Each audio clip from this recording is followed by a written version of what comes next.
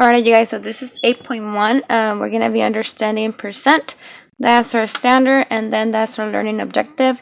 Being able to write a ratio as a percent with an 8% accuracy given your homework. So first thing is understanding what percent is. So that's a vocabulary word. So percent is a ratio. Remember, a ratio is comparing two different quantities, and that compares a number to 100. So that's the key. It has to compare to 100. Okay. This is a symbol that we use for percent, and again, that shows percent. If you know Spanish, percent in Spanish we say por ciento. Ciento. Okay. If you think about cien, it's 100. So that can also help you. Okay. So basically, this means per every 100. Okay. So the first thing is using a grid to model percent. This is a 100 grid. It's a 10 by 10, so that's 100 little squares that you see in there. So this one is basically saying 17 out of 100. Okay, so basically to shade it, each line is 10, each row is 10, so I'm gonna shade all of those 10, and then 7 more. 1, 2, 3, 4, 5, 6, 7. So once I shade it in, all of that will be 17%. So if I were to shade it, I will shade all of this all the way here. Okay, so that will be 17%. Because it means 17 out of 100. So how do we write that as a ratio? Remember, there are 3 different ways to write a ratio. The first one is a fraction. So I'm going to say 17 out of 100. Okay, so that is how I write 17% as a fraction. I can also say 17 to 100 and then 17 colon 100. Okay, so these are the 3 different ways that I can write 70% as a ratio. Okay. Now, how can we connect fractions and percentages? Okay, we can use a percent bar, which is this right here, to model a ratio expressed as a fraction, and also to find the equivalent percent. So again, if they're asking us to find 1/4, okay, so this whole box, my percent bar, is one whole. Okay, imagine you have a pizza basically. Okay, and I'm cutting them into 4 equal parts. So this is 1/4, another fourth, another fourth, and another fourth. Okay, so I know that 0 is 0%. Okay, there's nothing. Now I know that a whole is 100%. Okay, so if I'm to divide 100 by 4, I'm gonna get 25% on each of those quarters. Okay, so that means that so if I have this, I know that 1/4, okay, equals 25%, just because of this right here. And even if I didn't have this, if I wasn't given that information, they tell me that 2/4 is 50%. So that means that 1/4 has to be half of that, which is 25%. And then 3/4 is 75%, and then 1/2 is 100%. Money can help you remember this because 1/4 is 25 cents, right? 2/4 is 50 cents, 3/4 is 75 cents, and of course, 1 or 4/4, which is just 1, right? That is 100 pennies, which is $1. Okay, so that can help you with that.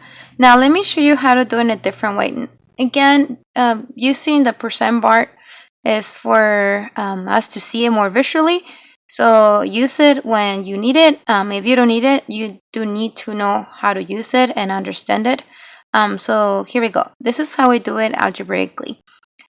So I have 1/4, and I want to know what percent that is. Remember, percent is always over 100. Okay, so then we're gonna go back to proportions, so equivalent fractions. What did I do to the 4? Either multiply or divide it by to get 100. I have to multiply that by 25.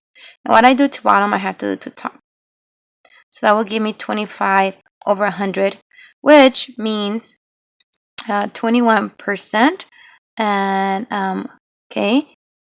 So that's how I can do it. Now, how did I get percent? And let me just quickly go over this. I might be getting ahead of myself.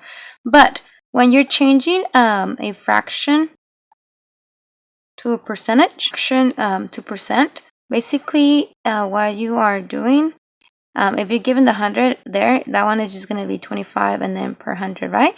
Let me show you how to do it by doing this again.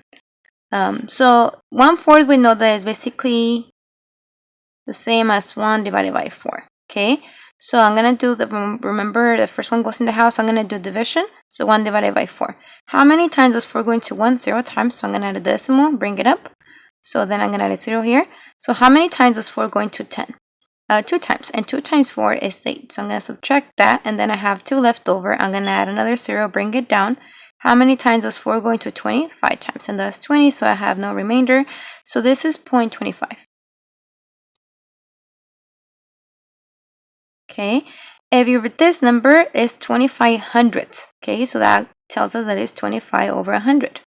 Okay, now going from a decimal to a percent, I basically have to move my decimal twice to the right to make it into percent. So if I get my 0.25, I move decimal twice to the right and end up with 25, and then just make sure that you add the percentage.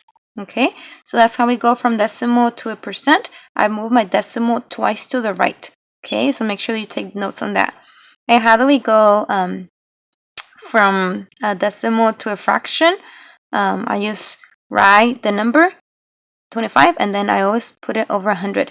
Now, let me just kind of like go back to this. So how can I simplify if you were given this fraction? How can I simplify? I'm going to look for my greatest common factor, which was 25. So I divide over by 25 top and bottom, and that will give me 1 over 4.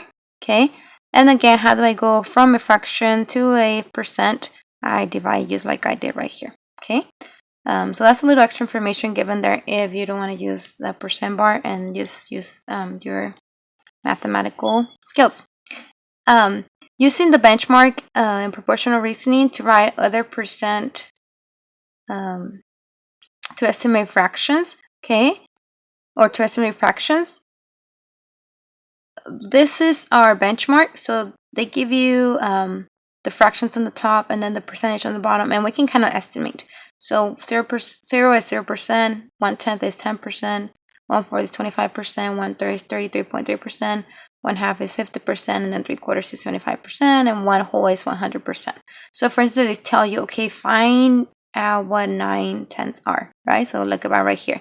I know the 1/10 is 10%, so 9 of those is going to be 90%. So I know that 9/10 equals 90%. Okay, I might be given 2/3, right? So I'm looking at 1/3 right here. So 2/3 is of that, which is 66.6 repetitive percent. Okay, so those are things that I can use to find my percent by doing my ratio reasoning.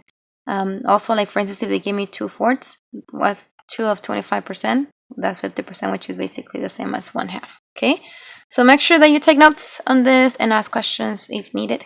God bless you. Bye bye. Remember, math is magical and your brain is amazing.